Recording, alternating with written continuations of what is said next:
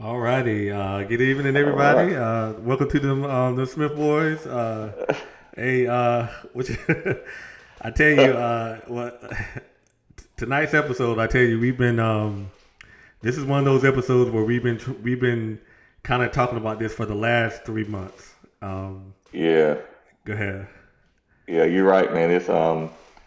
It's it's hard to actually get it into one show, but this we laying a good foundation because a lot of the issues um, that we do today when it comes to income disparity between different ethnic groups or what have you, this is a good solid foundation. And I was reading over it, man, and I guess you can speak to it too. um, Reading, doing some of the research and the prep for the show, you know, Alrighty. it hits a nerve. Oh no, I Yeah. tell you, yeah, no, it's no doubt about it. I've read some pretty, I've read a lot of books. I've done a lot of research, but I tell you, the last few days, my spirit has been, it's been in a different little, it's been in a different mood. I don't know any other way to kind of describe it. It's just, it's been tough. I'll just leave it at that. And I haven't had this feeling in a long time. Um, Okay. yeah. Well, before we give into it, let's first of all let's knock off a couple of Okay. some current events and a couple of shout outs, and we Okay. can get right into it, man. Okay. First off, I'm gonna shout out my daughter, my stepdaughter, Olivia. Um, Most of you probably don't know my oldest daughter, my youngest daughter, Camille. Well, my second youngest daughter, Camille. She she attended the North Carolina School of Science and Math in Durham. And so we were very proud of her. And then a few weeks ago, we just found out that Olivia is going to be, she was accepted into the North Carolina School of Science and Math, and she's going to be going to the brand new Morganton campus. So it's brand new campus.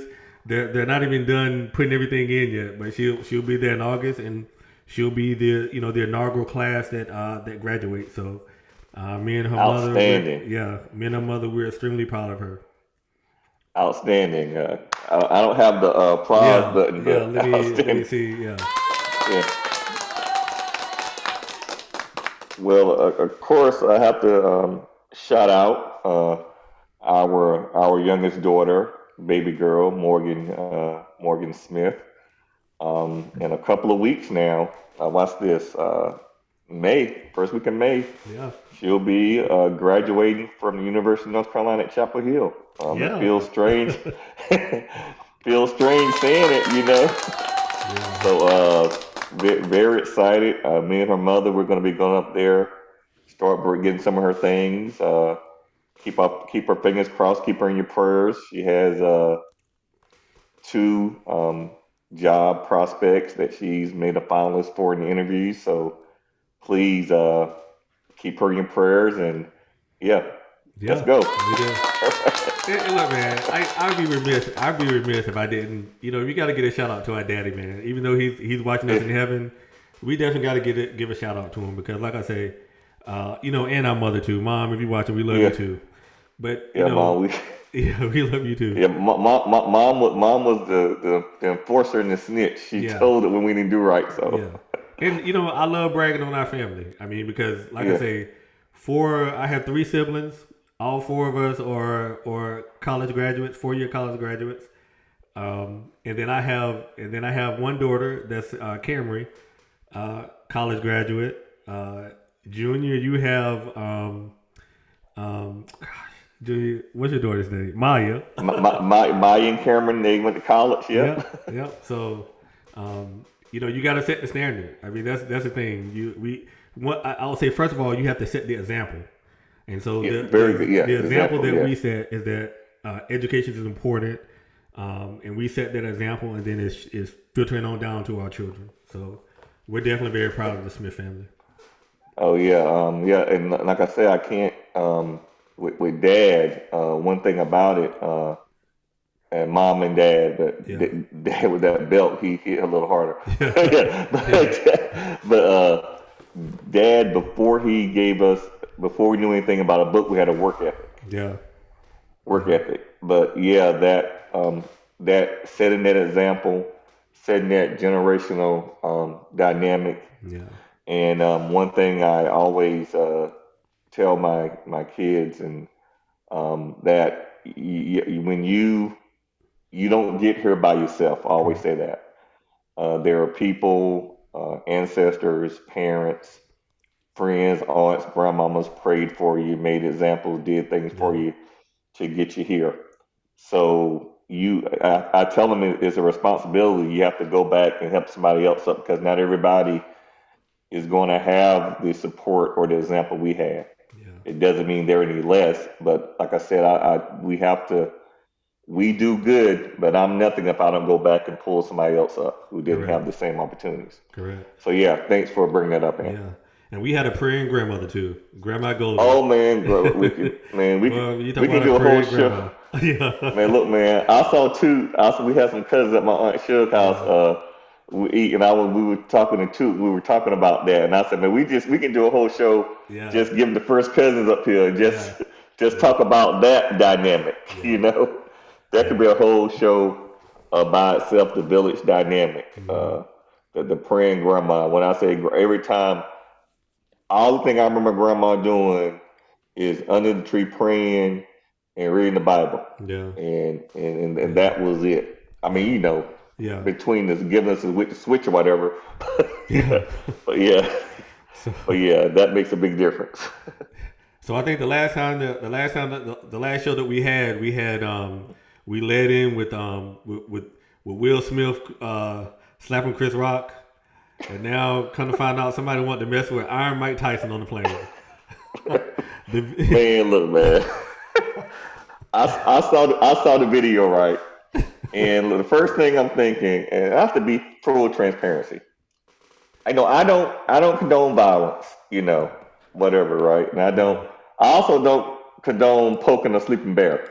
correct. And I saw the video, man, and Mike was kind of telling the guy to chill. The man was kind of still messing with him, and all of a sudden, poppity pop, pippity pip, he was catching them hands. Yeah, So I'm glad the man's okay. I saw pictures of him. He needed some medical attention.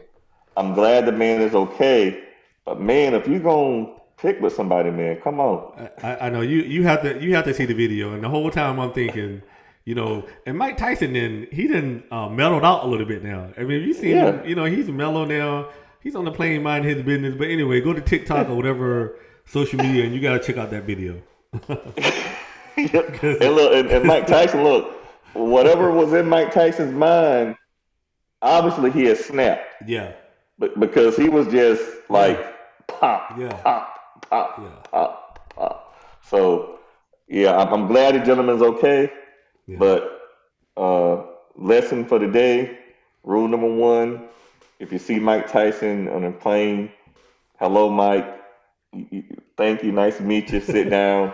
If he don't talk to you, don't talk to him. Uh, Obviously. what? I guess a couple. We're gonna hop into it, but I have to say something about. Last time we talked about Texas. Now we're gonna talk about what's going on in Florida.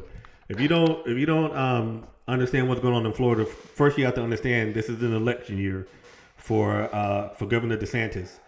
If you follow the election 4 years ago, he only won by about 36,000, but maybe my math could be off, but maybe 36 under 50,000 votes that he won by. So this was a close election.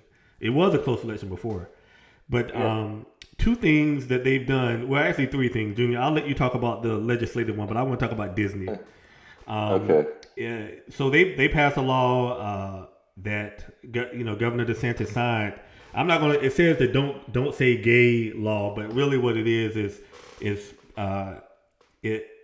saying that you can't talk about sexual orientation to kindergartners and 3-year-olds. Okay, that's the Yeah. gist of it. And so Disney came out and said that they weren't too happy with that law. And so what happened today? If you don't know about Disney has their own estate. Where when you go to Disney, they control all of it. They control the sewers, they control the utilities, they control the roads. It's like their own entity. And Yeah. today, the Florida legislator they voted to strip Disney of that. Of I can't think of the word. they've decided to take that power away from Disney now. Yeah. And so, all because they came out, and we're not gonna say cancel culture, but is that cancel culture? I don't know. All because they came out and they said that they were against the law or the intent behind the law. So yeah, it's gonna be interesting to see. And what I want to know is if Disney right now is responsible for the utilities, if they're responsible for maintenance and upkeep, if they're responsible for making sure the roads are in compliance, if Disney is no longer responsible for that, who's going to bear the brunt of the expenses that go along with maintaining the properties? And another thing too is, if I'm not mistaken, Disney is the largest employer in Orlando, if I'm not mistaken, in the area. It's a pretty large employer. Yeah. Please, yeah, please. So, yeah,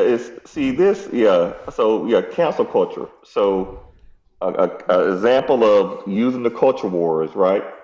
Because trust me that when they make these decisions and make these moves, they do a cost benefit analysis, and they look and they poll and they look at their constituents and they look at their voting base and whatever. And if you have a voting base that's souped up on this, the boogeyman's coming to get us, the crazy liberal pushing this lifestyle and all this stuff down our throats. If you're a person that's susceptible to that type of vitriol, then of course a law like this is like, yeah, somebody's fighting for us. Yeah. When in reality it's counterproductive and is based on something baseless, basically. Yeah. So but we'll see where it goes, man. That's unfortunate, but yeah, that's what they did. So yeah, but when you say now that you've taken that away from from Disney, who's going to go in and do those things? Yeah, is that a tax? I mean, you can make the argument that it's going to be a tax hike, whether it comes out of property taxes or whether it comes out of whatever taxes. But if Disney is no longer have that ability to be able to maintain that, someone's going to have to pay for it. So it's going to be more to follow on that story. Well, do you want to get into it, man? Yeah, well, one last thing, man. Florida, I gotta mention this one last thing, man. Yeah, Florida, and I did like a little satirical post about it, about critical race theory. Mm-hmm. So, Florida banned some math books citing Common Core and citing critical race theory because of the content of the math. Yeah. I listen. It's getting from the point where it's too ridiculous to the sublime. But basically, you ever heard this here? The inmates are running to prison. Yeah. I mean, when you get to the point where you're banning math books, algebra, whatever. Yeah. Maybe because algebra was created by the Muslims in ancient.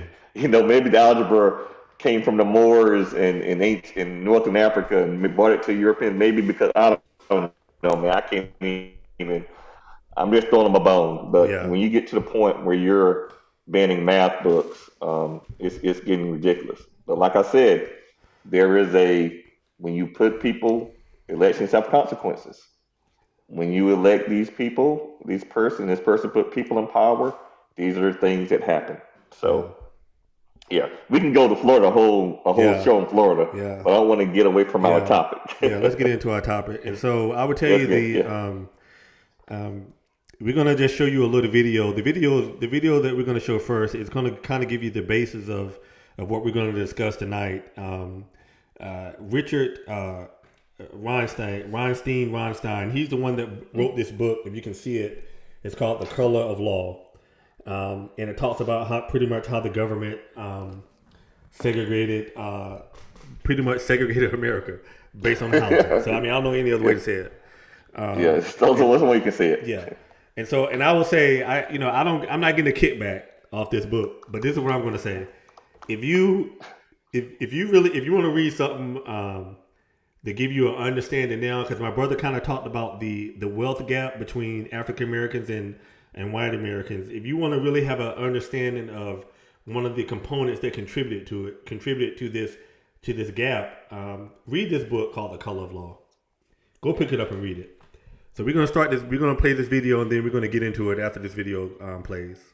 Administration designed to move white families out of urban areas into single-family homes in the suburbs. At a racially explicit basis, we created a white noose around every urban area with federally subsidized single-family home subdivisions. These were giant subdivisions in many cases. The most famous of them, I'm sure you've heard of it, is Levittown, east of New York City. 17,000 homes in one place. What bank would be crazy enough to lend a developer the money to build 17,000 homes or 15,000 homes in one place for which he had no buyers? We were in a suburban country at that time.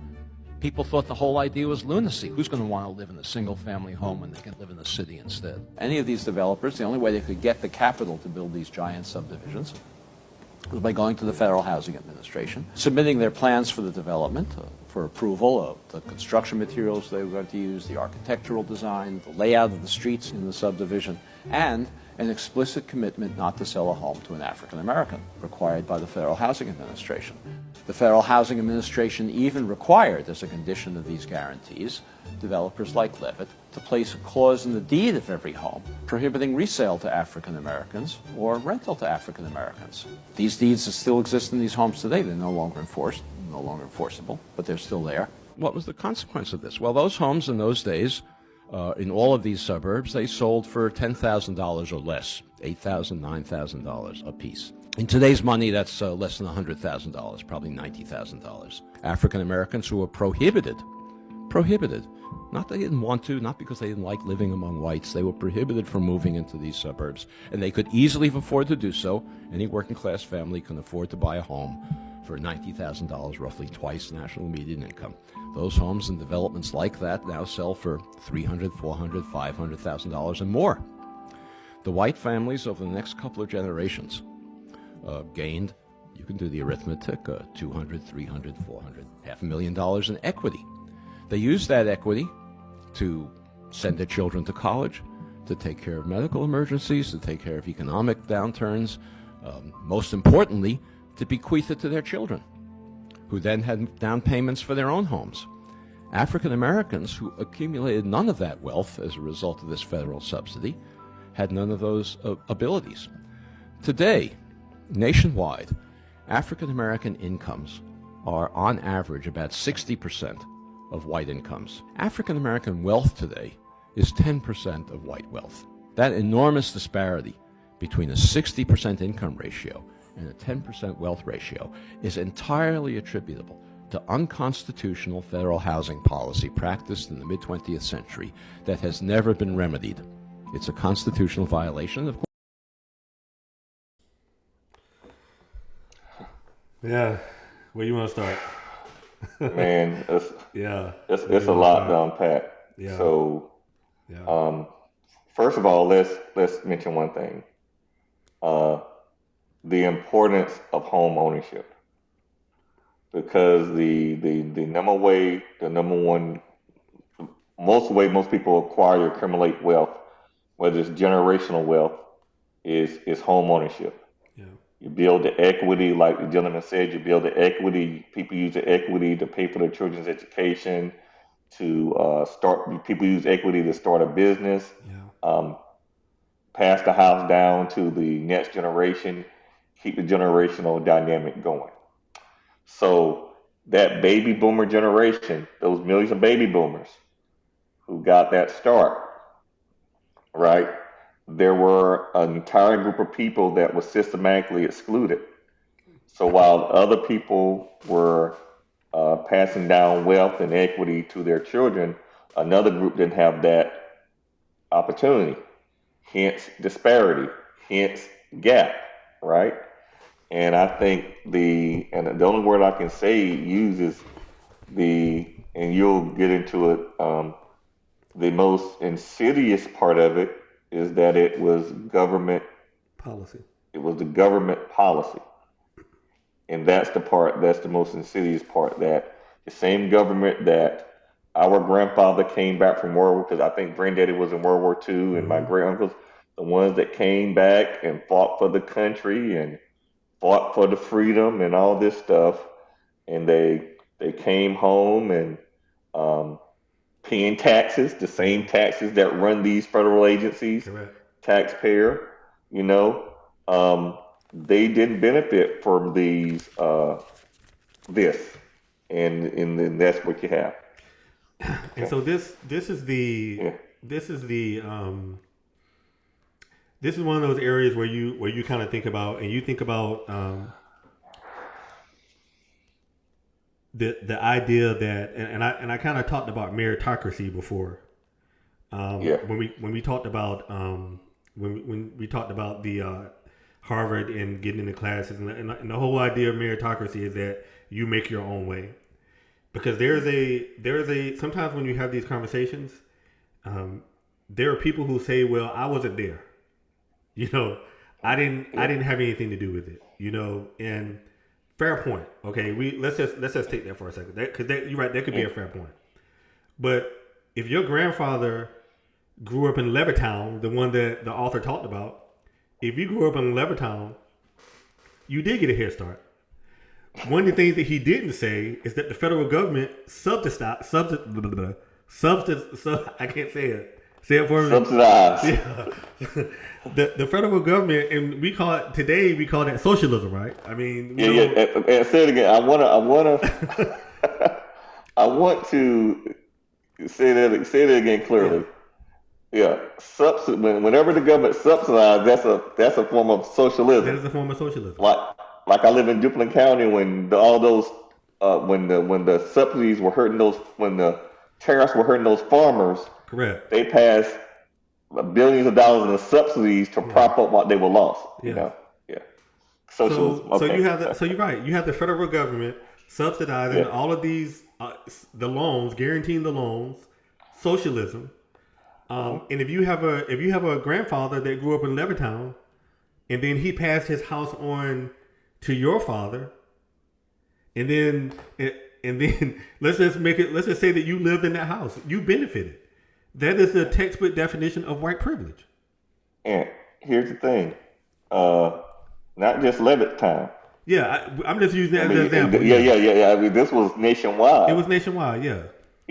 Yeah, and that's what, you know, that privilege word. Yeah, I think privilege is something, and I think people get triggered by that word for some reason. Yeah. But it has nothing to do with, like, for instance, if you're born into, it just so happened you're born into a household that are Carolina fans, and you vote, and you're born into a household that's Duke fans.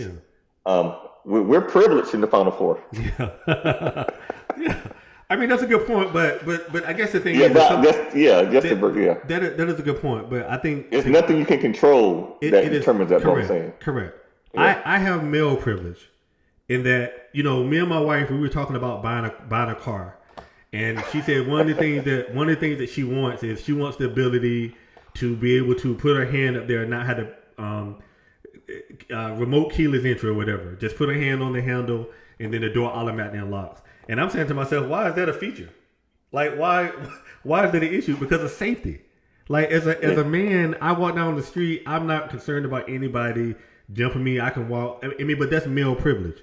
It's not meant to be a negative connotation associated with it. But I happen to be born a man, so I do have that privilege. White privilege is just the same way. But when we talk about the suburban life back in the mid 20th century, you benefited, whoever purchased those houses, and I'm using Levittown as an example, you benefited because you were white. That is undisputable. That is the textbook definition of white privilege. Yeah. Great point.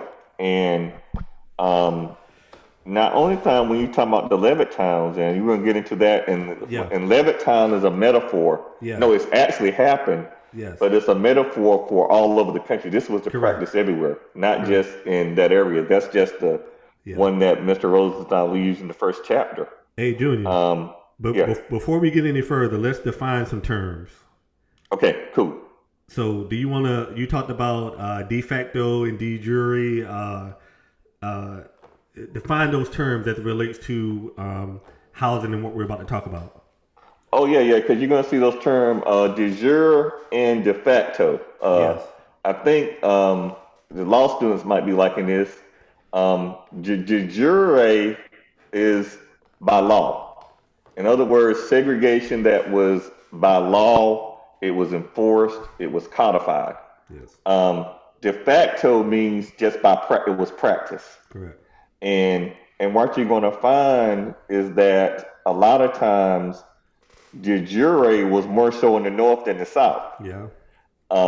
If you listen to Martin Luther King when he talked about the civil rights struggle, he said that his most intense and the most heavy resistance that he had was actually in the North, Yep. right? Not the South. Like, for instance, de jure. Um, in the North or in the West, when they took your land from African Americans, they used eminent domain or they rezoned it to tear it down and things of that nature. Yeah.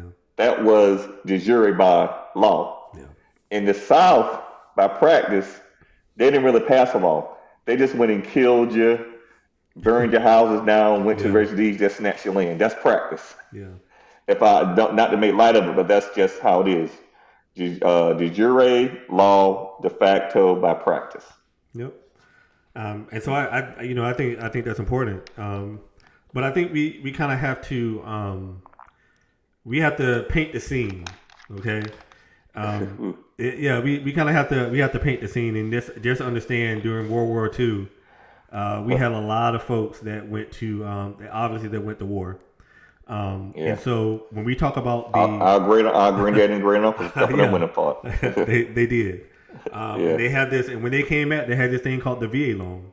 The VA loan, which the government guarantees, and one of the good things about the VA loan is that you do not have to have a down payment, and so you can think about during those time periods, how much, what type of jobs do you think you had to have to be able to afford 15-20% of your income for a down payment. So that's why the VA loan was so important.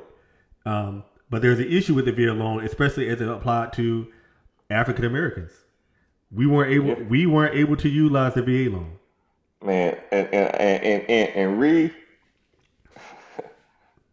you got to say this again, man, because I think when people hear this, these are African Americans, some of our granddad, our uncles, correct, millions of people who just came from defeating Nazi, yes, freeing Europe from Nazi, Germany and all this stuff like that, yes, fighting for their country, yes, right?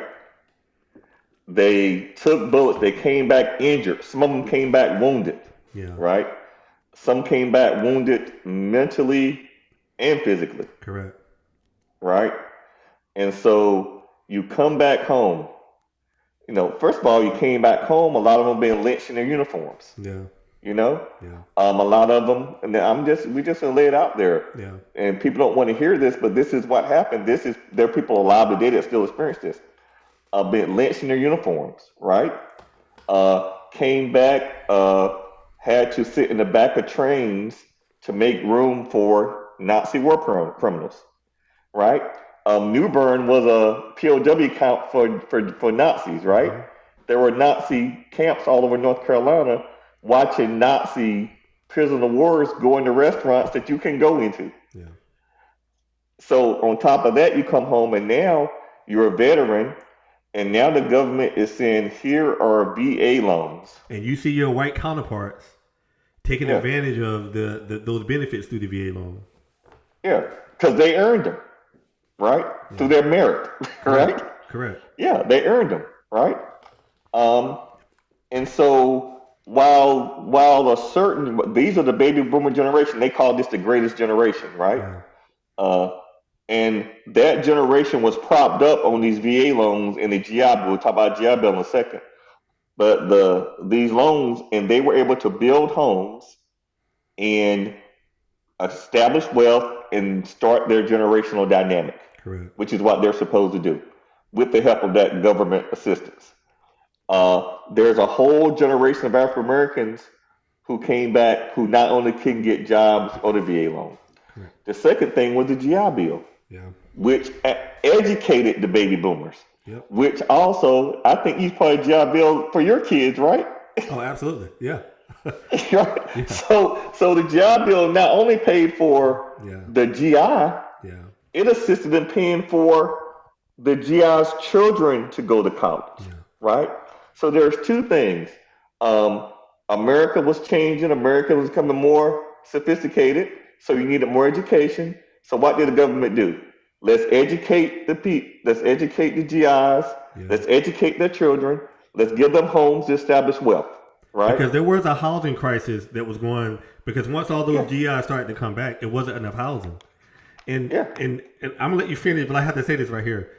When you think of public housing, in this day and age, public housing was originally meant. Well, I'm not gonna say was originally meant. Public housing was built for the white families. Once the war ended and all those GIs were coming back, it wasn't enough housing. So that was the implementation of public housing for white people, because again, black people could not integrate and live in those same neighborhoods. And have you ever wondered why?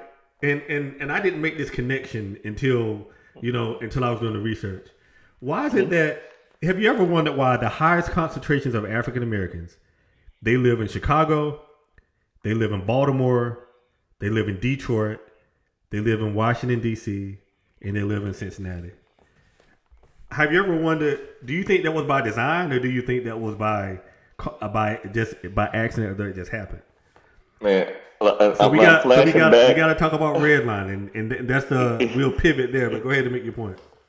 Yeah, and well, you finished the point. You finished it, but to what you just said, I think it was called the concentric zone concept or something like that. Right. I remember Dr. Fleming talking about this years ago at Shaw University.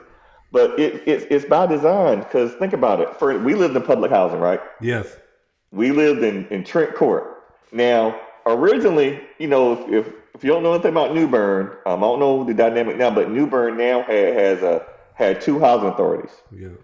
You had Trent Court and you had Craven Terrace. Shout out to right? shout out to my Trent Court fam. Yeah, Trent Court. What's up, Trent Court? My Trent Court peeps. Yeah, my day one. Shout out to my boy Philip Scott. Day one dude. But yeah, Trent Court. But originally, Trent Court, I think Craven Terrace was for African Americans, and I think Trent Court was for white people, if I'm not mistaken. I think that's the history of it, because Trent Court had all that waterfront out there. Correct. Yeah, but what happened is, as the GI Bill came in and all these things, and VA loan, whites were able, in jobs, whites were able to move out, get homes, and be upwardly mobile. Correct. Afro Americans who were not being hired, who didn't have jobs and didn't have opportunities, they were forced into public housing, not because they wanted to, because they were not given the opportunities by design, by law. But yeah, if you look at all these areas, it's not a mistake that African Americans, certain populations, are concentrated into one area, generation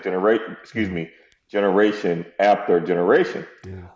Because it was by design. It was enforced by statutes, by law, and enforced by the police. Yeah. You want me to play this video about redlining? Yeah, go ahead. Shoot. Go ahead.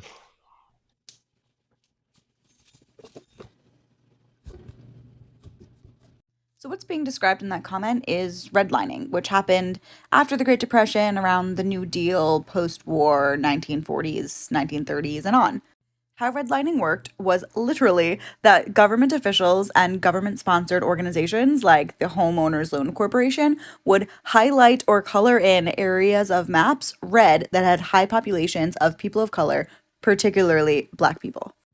Then organizations like the Homeowners Loan Corporation or the FHA, the Federal Housing Administration, would use these color-coded maps to decide where were good areas to insure mortgages, to give home loans, or to invest in the care of the neighborhood. And if you lived in a neighborhood marked red or yellow, as in having a high concentration of Black people or other people of color, you weren't getting none of those things. They also use those maps to decide which places to demolish during the urban renewal movement. So things like interstates and railroads were built straight through Black communities, destroying Black homes, Black neighborhoods, Black communities, and displacing Black people. This is where the term the other side of the tracks comes from, because interstates and railroads were often used to designate which side white people would get to live on and which side Black people would have to live on. And I use get to live on and have to live on very specifically because white people were incentivized to get out of Black neighborhoods and Black people were not allowed to live in non-Black neighborhoods. That's why traffic in many major metropolitan areas doesn't make any sense, because it wasn't built for cars necessarily. It was also built for racism. We see this in high traffic areas in Atlanta, as well as high risk hurricane areas in Louisiana and Texas. Redlining ensured that white neighborhoods stayed white by incentivizing white people to live there, giving them competitive bank loans, mortgages, and insurance. And Black people were not allowed to live in the white areas, while Black people in Black areas were denied bank loans and given predatory insurance rates and loans. And we still see the effects of this today. For example, this is Manhattan in 2016. The red dots are white people. The blue dots are Black people. The green dots are Asian people, and the yellow dots are Latin people.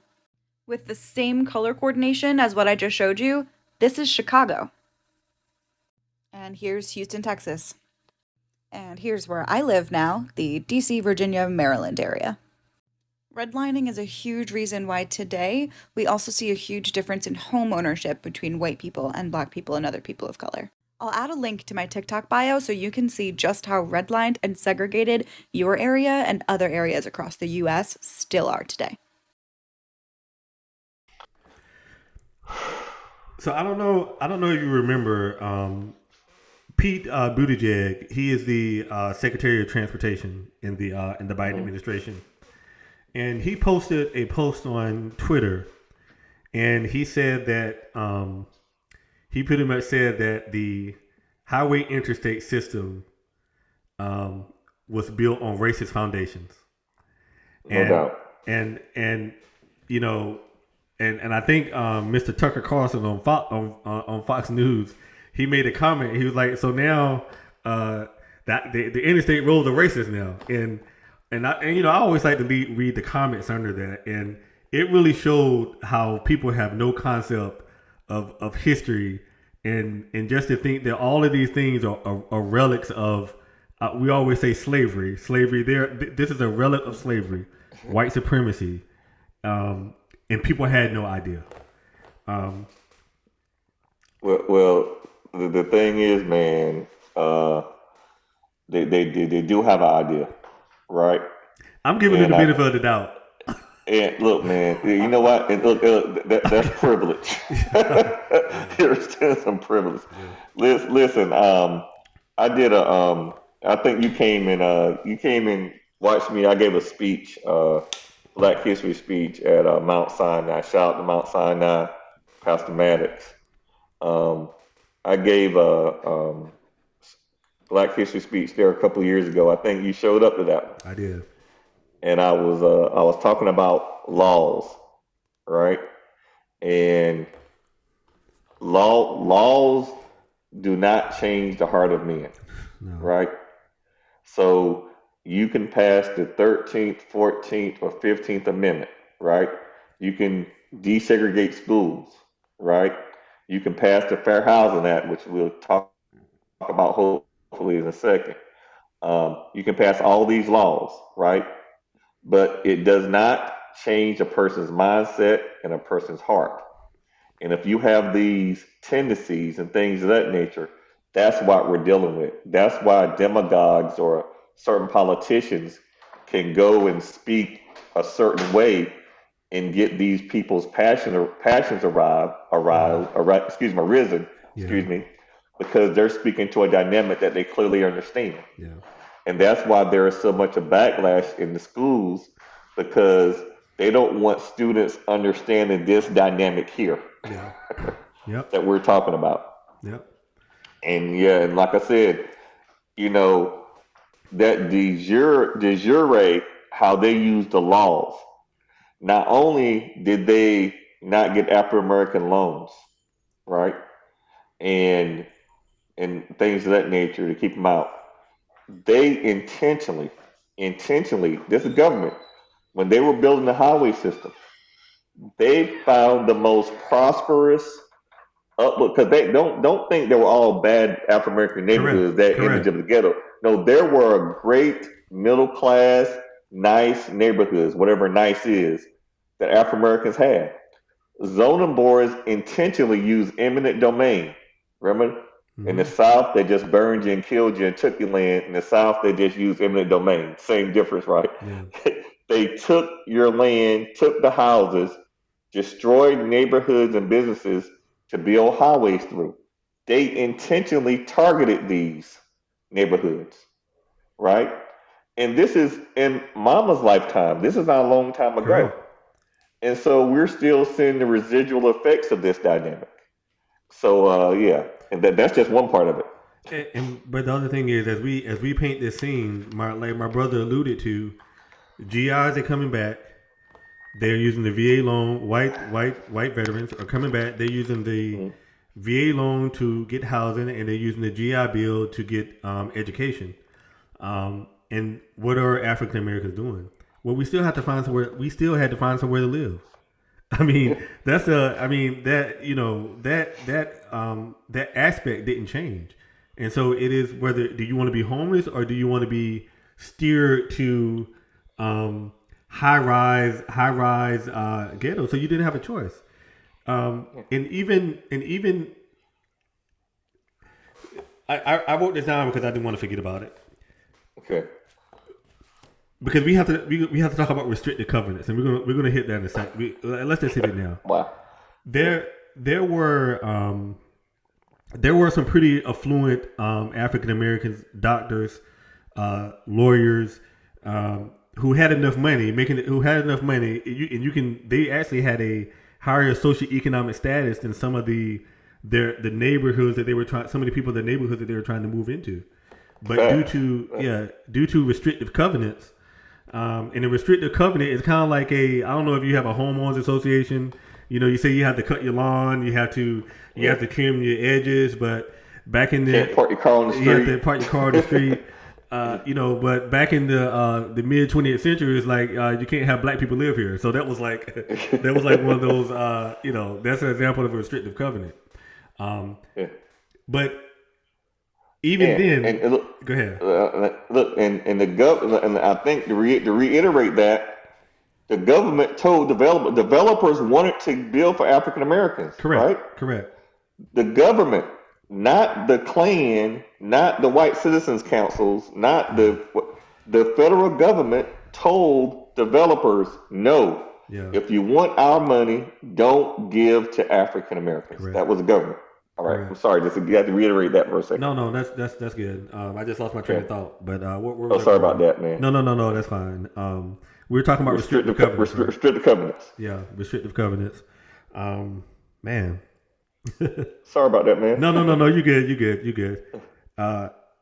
So there were some African Americans that were able to move into those the suburbs where white people. But this is the last video that I'm going to show. But I think this is just so you can imagine.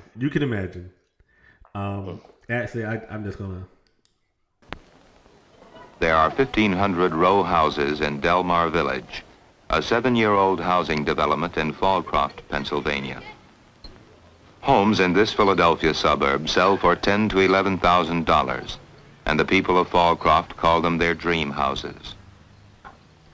Most of Fallcroft's residents work in the technical labor field. They make between $4,500 and $8,500 a year. They are proud of their community. Until recently, it was all white. Then, Horace Baker, his wife, and little girl moved in.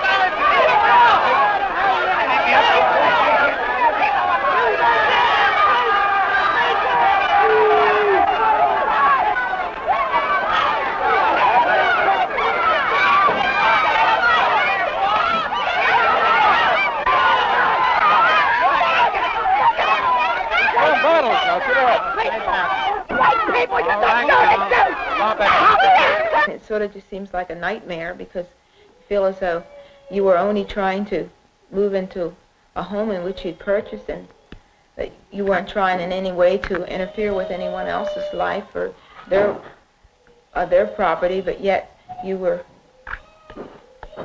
And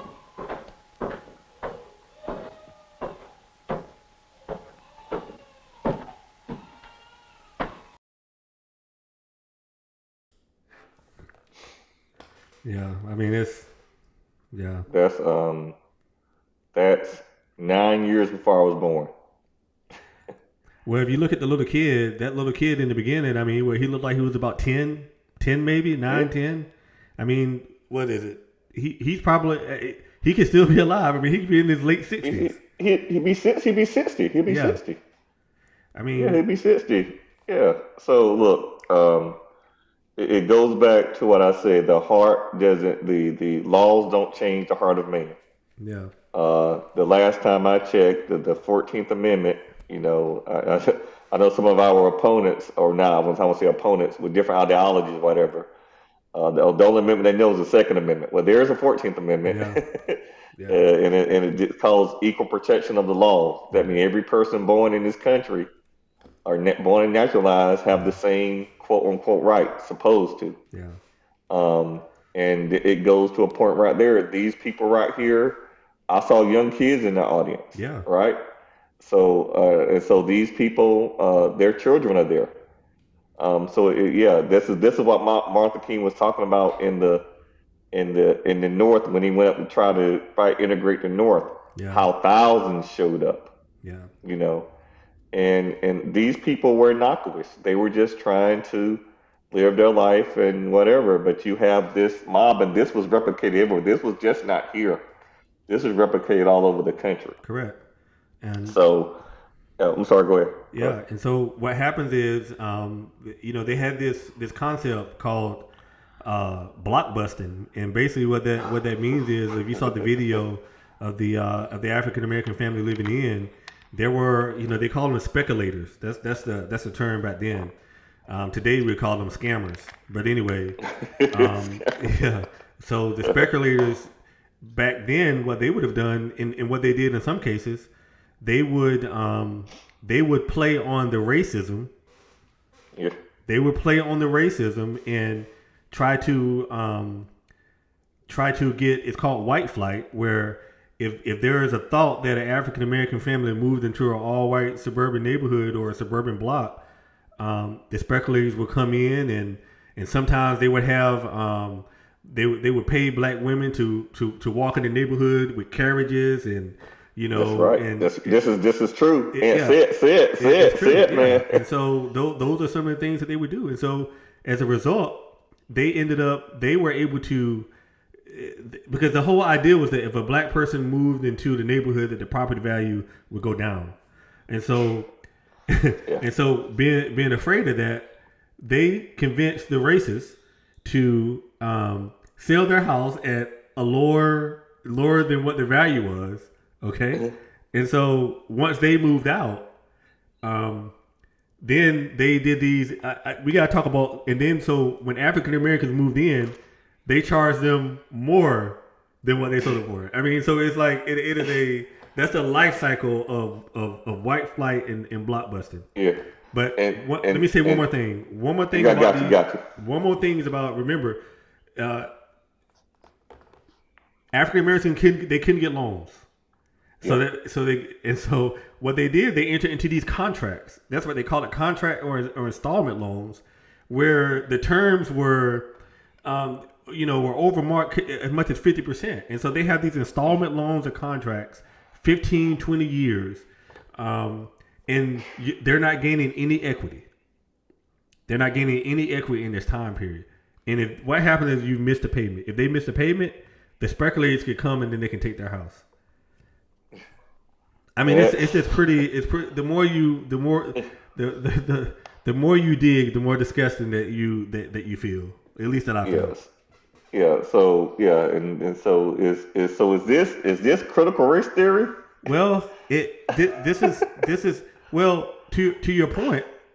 When you talk about critical race, half sarcastic, half serious. The whole point of when you talk about critical race theory is that when you look and you say that despite all the civil rights movement, the Fair Housing Act, all those things that were going on, despite all of that, why were African Americans still in the predicament that they were in?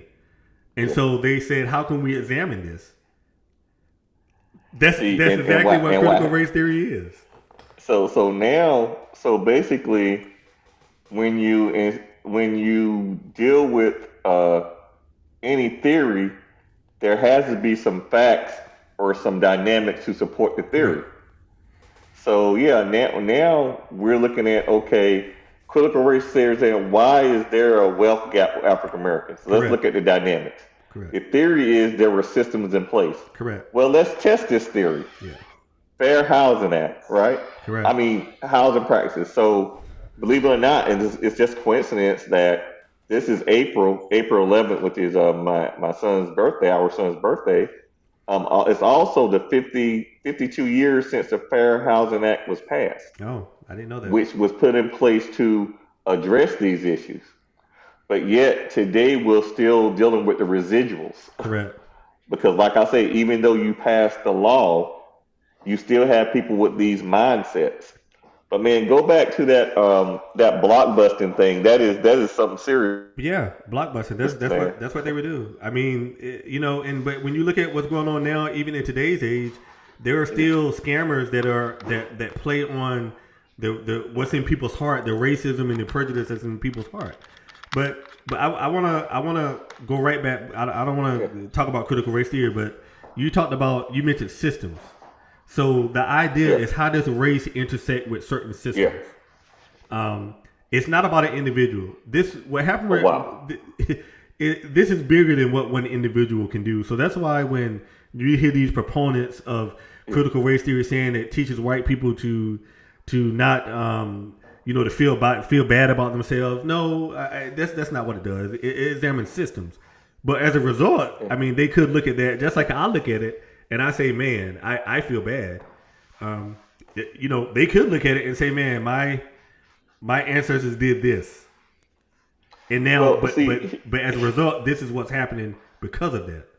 So it's about systems, not about an individual. Man, when I'm teaching history and I get into these delicate things about slavery and things of that nature, right? And what I do with my students. I teach them, with my students, I lost my light. Yeah. I teach students that there were abolitionists, right?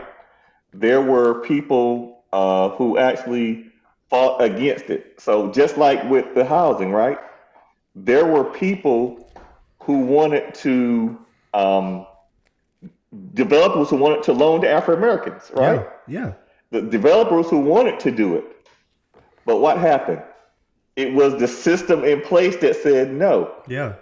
So let's not get, there are good people within bad systems. Correct. So let's attack the system, not the people. If that makes sense. No, it does. It does make sense. Yeah. But I think the larger issue is that if you don't have an accurate understanding of history, then how do you change it?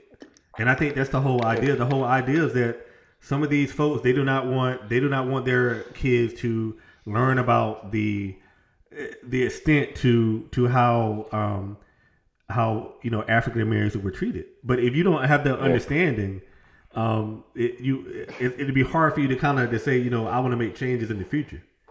Yeah. And so it's when a person says stop complaining, get over it. Correct.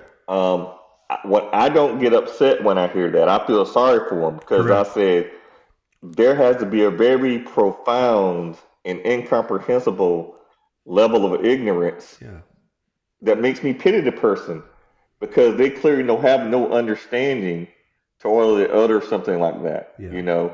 Especially these dynamics that are in place. And man, this is still the tip of the iceberg, man. We haven't even gotten into It is. Yeah, but this permeates into education and everything. But and the whole thing is, it's not like, black people back then they were working side by side in plants and in these during World War II and even car manufacturers they were working side by side with their white counterparts, making somewhat the same amount of money. So it's not like these were poor people. That were no professors and doctors and lawyers and scientists and everything. And so and look, and a lot of times you made a good point that 2020 did a show maybe about 10 years ago, and this guy he was like a corporate lawyer or something, and the wife was like some type of physicist or whatever, but they were buying a house in the neighborhood. They were talking about how people were concerned with the property value going down. And they did like a thing. They had a higher level of income in education than 90% of the neighborhood, right? Merit. Yeah. merit, right? But yet, and they had the money to buy the house outright, right? But yet, because of the color of their skin, what? They were concerned the property value was going to go down. Correct. And it goes and what it boils down to is I think I always talk about like a war, and like the Civil War, right?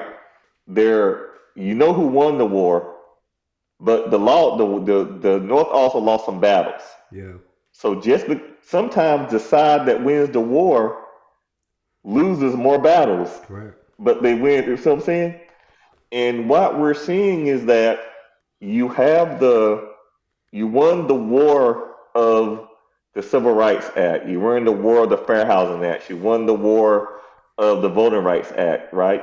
You won the war of Brown integrating schools, right? But you lost the heart and minds battle. Yeah. Right? And those little heart and minds battles that were lost, we're seeing those side effects today, right? Because a law doesn't mean anything if the person behind the badge or the person behind the judge or has the robe or the gavel or the teacher or the principal or the loan officer.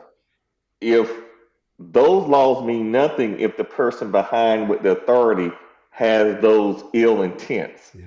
And that's what we're seeing today, those residuals, is that the heart and minds have not yet caught up with the laws. Yeah. And we're seeing that gap today, that large gap, if you mind me saying. Yeah. One thing that I left out that I found out that was interesting too is the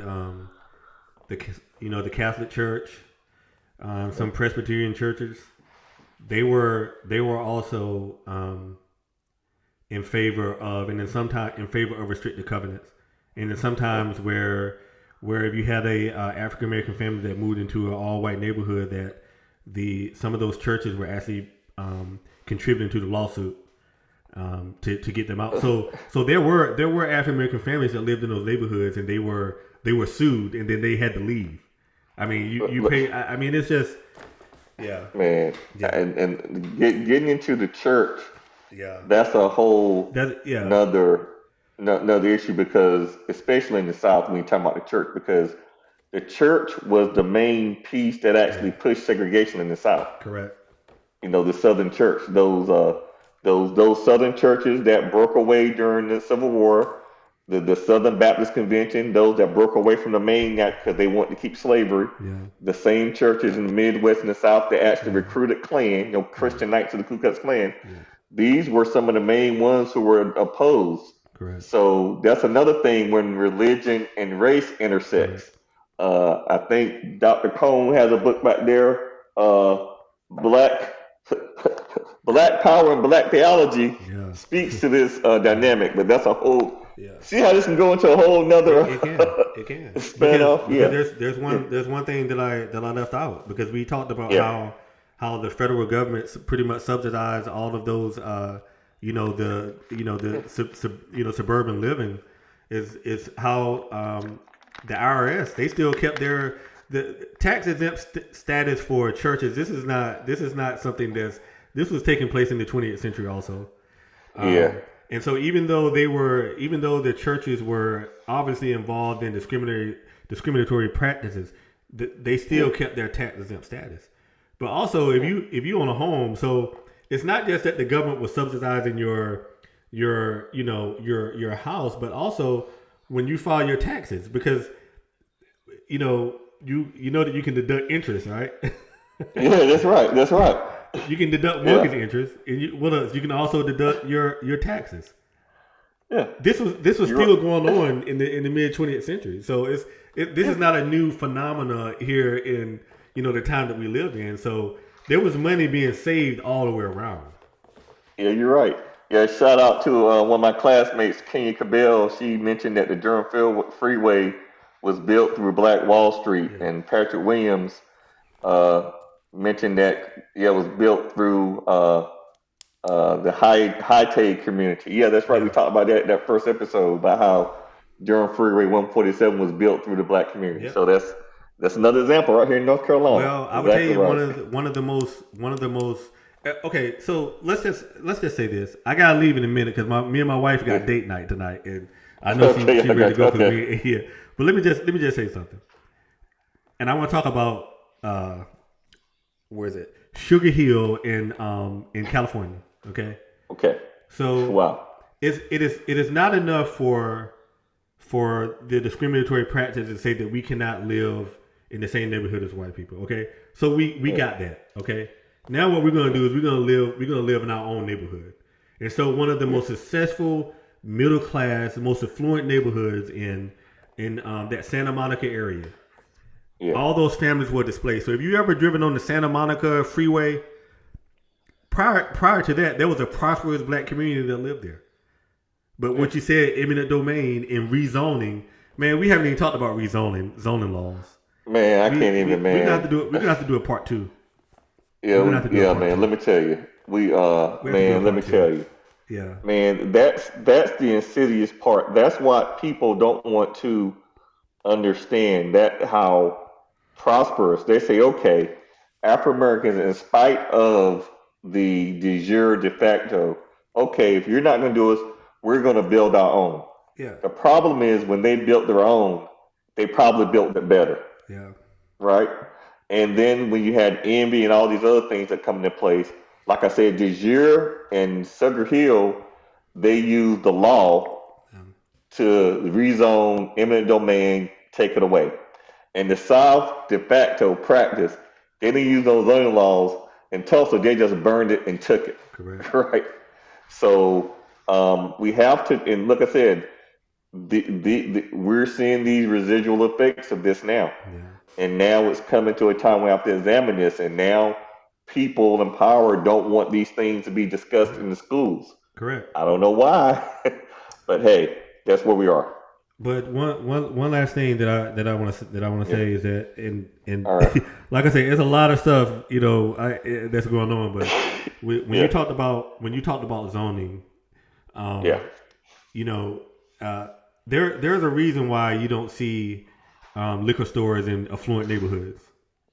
Okay. Man, look, I'm on the zoning board of my town, and Okay. I'm telling you, yeah, Okay. when you read how people rezone things for Yeah. certain things, Correct. but go ahead, I don't want to, And yeah, go and ahead, talk and, about it. and Yeah. so due to the redlining, and then they concentrated.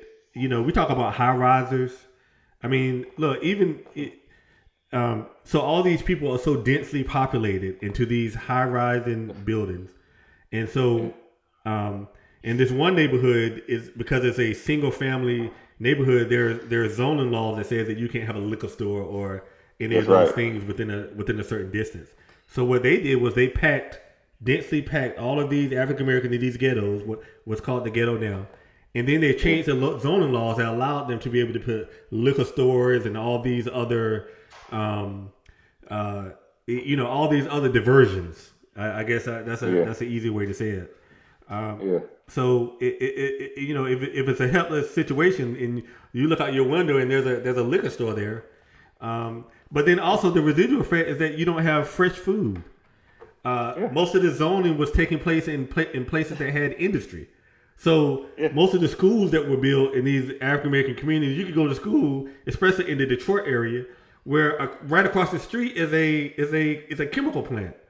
I mean, and so it's That's right. That's right. They rezoned it. Yes. And that's why there were higher rates of lead poison Yeah. and water poisoning and asthma in these areas. Correct. Because they rezoned. So yeah, this thing is that's the environmental racism side of it, Correct.